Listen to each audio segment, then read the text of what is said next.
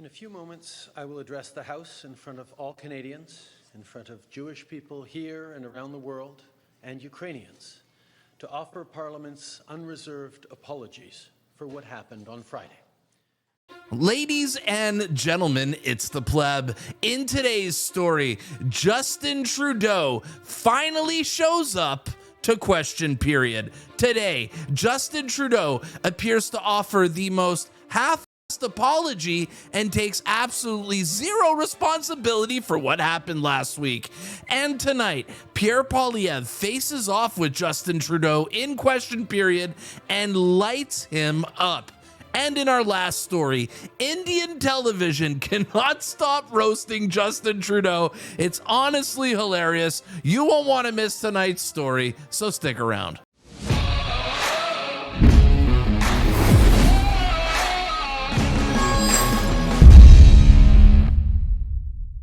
All right, welcome to tonight's report. If this is your first time watching one of my videos and you think that Justin Trudeau is truly the most disgusting, terrible, horrible, awful leader Canada has ever had, smash the subscribe button because you're going to enjoy this channel. Welcome to tonight's report. Unless you've been living under a rock, you know that Canada is currently having itself a little situation.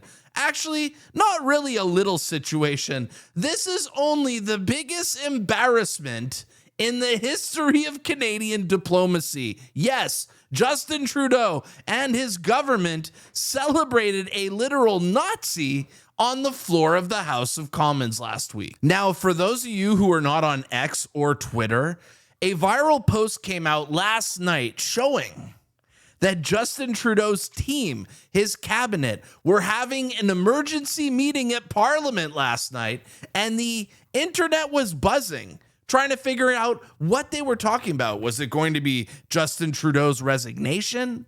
What kind of spin they were going to come up with? The theories were flying all over the place. Now, the first person from Team Trudeau to face the music from the media today was none other than Chrystia Freeland. Yes, Justin Trudeau's number two, who is the literal descendant of Nazis.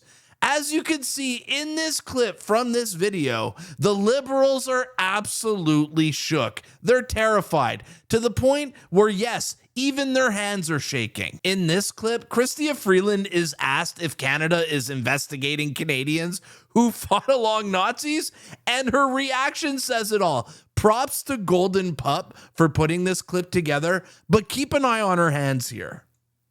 There are calls by B'nai B'rith to reopen a report by the Deschênes Commission so that Canadians can know how many veterans who fought with the Nazis are here in our country. Will the government do so, and what is your response to that? She's nervous. She's so nervous. I think, let me just start by reiterating, and I don't think it can be said too many times, how hurtful for so many people in Canada and around the world what happened was and has been and continues. Look at her hands. Her hands are twitching. She's nervous. She's so nervous. They're panicking. As MPs, in our capacity as MPs, it's important for appropriate next steps in the House to be taken, and I think that is our immediate focus. And as a government, we're going to be very thoughtful about any further steps that need to be taken. It's obvious the Liberals are absolutely frazzled by what is honestly the worst diplomatic embarrassment or disaster Canada has ever had. These people know their jobs are on the line. You could just sense the fear on them, and you love to see it. Mark Holland was the second parliamentarian that actually answered questions from the media today. Now listen to his answer as to why the government is not apologizing. It's honestly crazy. Listen to this. The question was not about the speaker, the question is about an apology. Right. Will the government apologize? So as you're yelling at me, I'm not yelling, I'm just trying to. as you're yelling at me, okay, about what you feel the government should or shouldn't do, I'm trying to say to you that I believe the focus of this government, the focus of all parliamentarians, should be standing united. Because what is Putin doing with this? He's lying, he's manipulating, he's trying to turn an earnest mistake into something else. Welcome to liberal clown world, where we take absolutely zero responsibility for anything our government does, and we shift the blame to not give Vladimir Putin and the Russians a win here. So now we can't take responsibility because we cannot give Putin a win. How ridiculous is that? But thankfully, Pierre Poilievre was having none of this, because he went to the media and told them that Justin Trudeau needs to apologize. Here is Pierre. Justin Trudeau was responsible for inviting President Zelensky to the House of Commons to give that speech. He was responsible for making the event a success. He is responsible for the officials at Global Affairs, the intelligence services, the Prime Minister's protocol office, all of whom could have and should have asked for a complete, vetted list of every one of the people who would be in the room and in proximity of a wartime leader. Every single person ought to have been vetted for their diplomatic and security sensitivities if the Prime Minister and his massive apparatus were doing their jobs. The Prime Minister is now responsible for the biggest single diplomatic embarrassment in Canadian history. And what has he done with that responsibility? He's been hiding out at his cottage. For 3 days, he's hid there instead of coming to the House of Commons and taking responsibility. There's always someone else to blame when it comes to Justin Trudeau. But here's the reality. Responsibility and power go together. If he wants the power, he has to take the responsibility and come to the floor of the House of Commons today and apologize to Jews, Poles, Ukrainians, and all Canadians. Justin Trudeau, do your job. Stop hiding. Take responsibility and apologize. Called them out. Called them out. And after Pierre's demands, Justin Trudeau showed up to Parliament today and answered no questions on his way in the door. Watch this.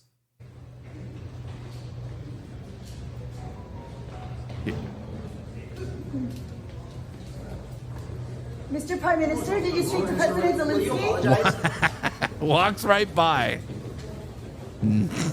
Just completely snubs the media today. I wonder why. But after that, Justin Trudeau did call a press conference today and did offer an apology. But quite frankly, he barely apologized. And as usual, took absolutely zero responsibility for what happened last week when the government invited a literal Nazi to the House of Commons. A literal Nazi. In a few moments, I will address the House in front of all Canadians, in front of Jewish people here and around the world, and Ukrainians, to offer Parliament's unreserved apologies for what happened on Friday.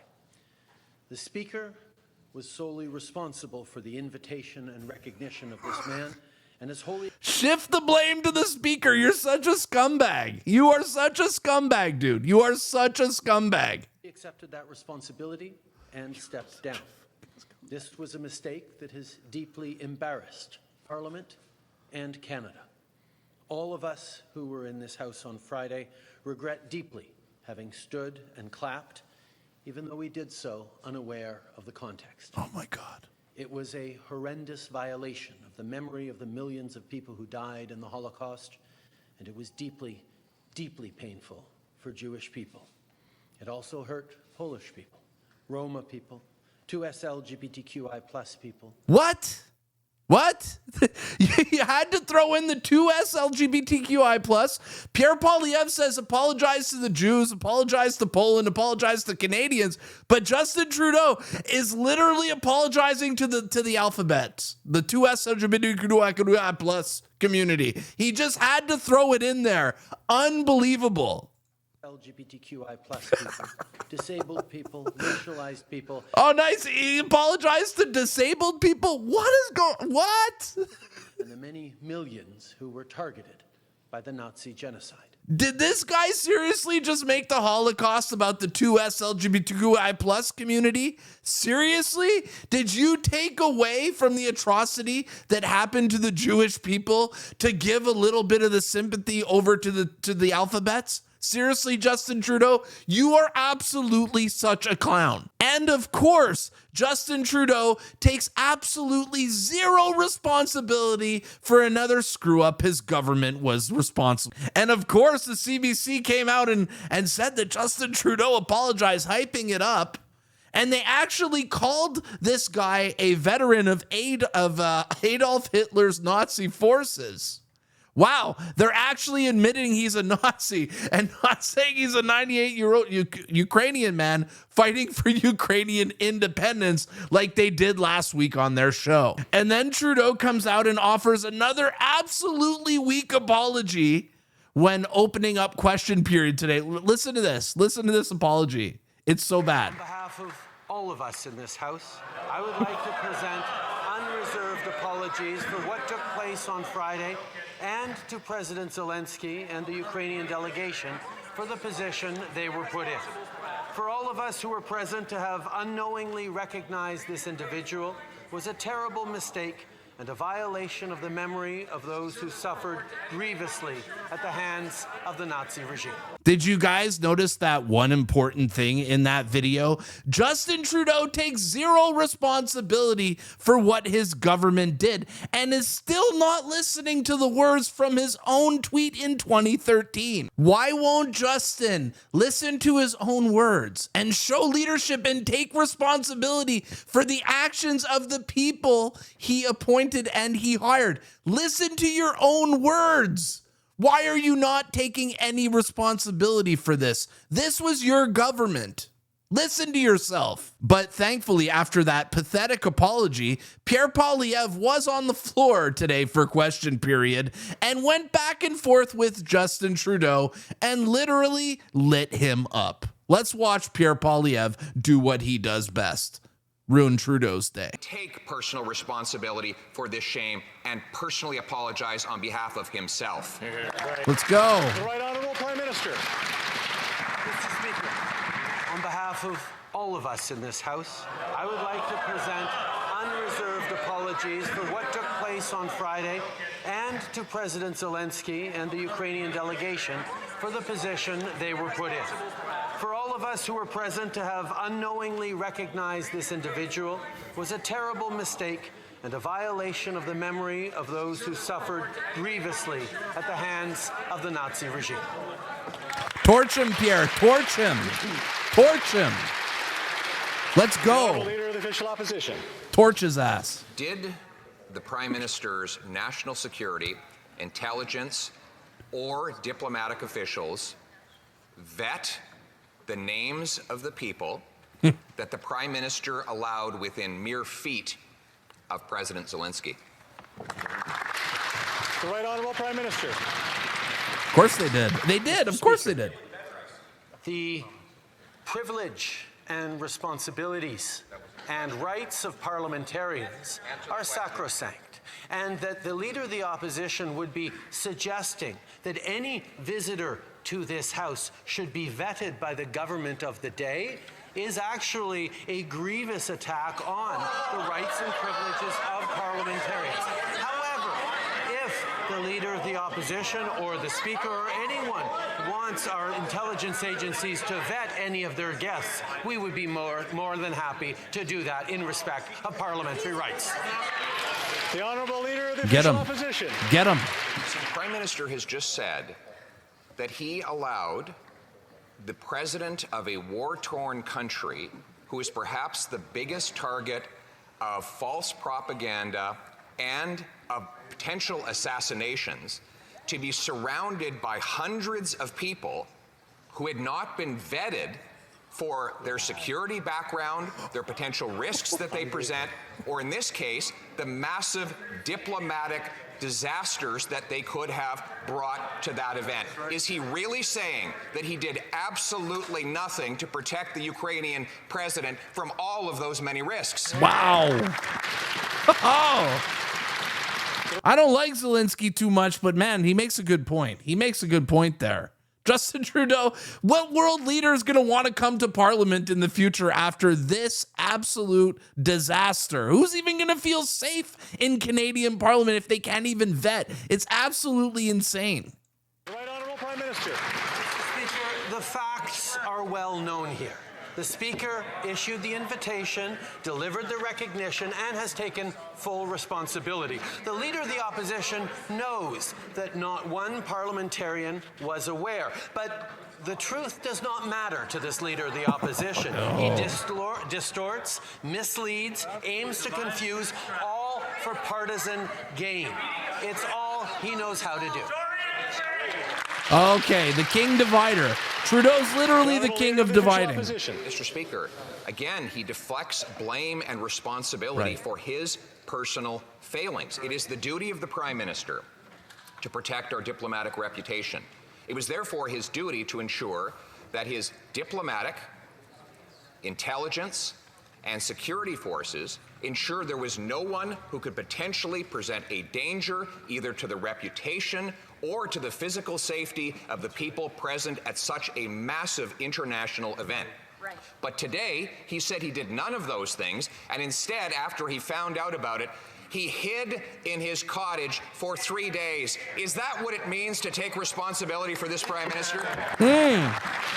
He always hides. He did it during the convoy. He's doing it now. Speaker, we all know how many years the Leader of the Opposition has served in this House, and we can surely remember all the times he has stood up to defend the honor, the rights, the privileges of parliamentarians. And yet now, in order to make partisan attacks, he is proposing that the government of the day have the ability to vet and oversee the rights of parliamentarians and indeed of the Speaker to include people in this House, to invite them into this House. I know that the Leader of the Opposition used to have more respect for Parliament than that, but he's busy making a partisan attack.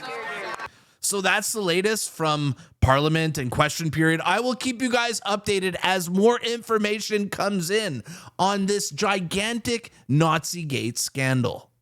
And in our last clip of the night, we're going to go out here with a laugh because Indian television cannot stop roasting Justin Trudeau. Yes, after the crazy story that I talked about yesterday, well, Indian news just can't get enough with him. They quite frankly hate him and they won't stop roasting him. Watch this other clip here from Indian news trashing Justin Trudeau. Trudeau government had found itself in a tough spot, and this is at the Canadian Parliament, right inside in the floor of the House. They appear to have honored a Nazi veteran. The opposition members of Parliament have hit out at Justin Trudeau over the Nazi supporter, the Nazi veteran, who got shockingly a standing ovation. At a time, remember, when the world is still coming to terms of what the Jewish Holocaust really was, the manner in which people were killed, and it is actually the Jewish people or the ones who have survived the Holocaust are given standing ovations. It is this man, a Nazi veteran, allegedly, as information is coming out, who got a standing ovation in the Canadian Parliament, brought in by the government as a hero. Opposition is fuming, saying enough evidence was not given to them about his past. The Nazi veteran had fought for Ukraine's independence and was made out to be a hero in Canada's parliament. So embarrassing. So embarrassing. Well, aside from a giant international embarrassment, I guess there is some light at the end of the tunnel because we've recruited 1 billion Indians who want to get rid of Justin Trudeau just as bad as we do. Nice.